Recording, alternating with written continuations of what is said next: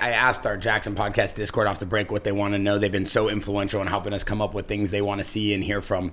And when we said you were coming on, we have a little private Discord, and most of them were saying, okay, like this dude's career was incredible. You retired, now you're still doing grappling. Does this maybe make you want to come back to fighting? Like, are you really officially retired, or do you just love fighting and mixed martial arts? Like, what is it?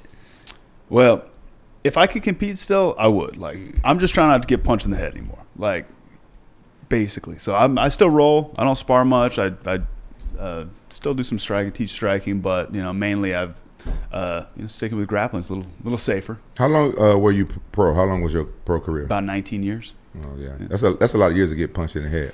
Yeah.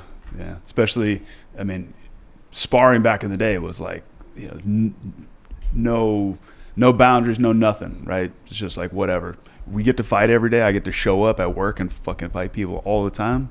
I'm going to do it. And if your coach doesn't tell you fucking stop, then, it's, Are you surprised that, so you have a 19-year career. I had a 25-year career, even though I haven't fought in 5 years, but still I haven't retired.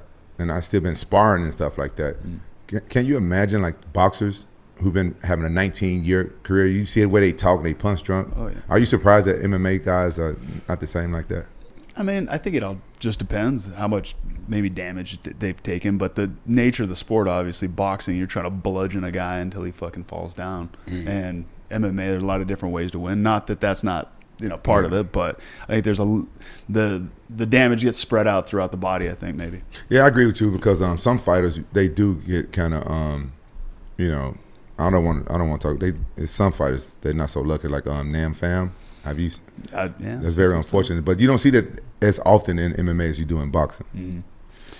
Yeah, I mean, it's definitely something we got to be cognizant of, right? You got to get it while the getting's good, and get out hopefully healthy. So when you came into MMA, was you more grappler based or more striker based? So when I started training MMA, I do like an hour of grappling, hour kickboxing. I had a wrestling background from when I was a kid. But most of the guys that I was training with at the time, there's no kids doing MMA. So it was all grown men. So I was like 16, 17 years old competing against grown men. So unfortunately my wrestling kind of, I took a back seat, and I got, real heavy into jiu-jitsu because I was, competing against bigger, stronger, grown ass men. But I think my first maybe 12 fights, I had like 6 subs and 6 TKOs or knockouts.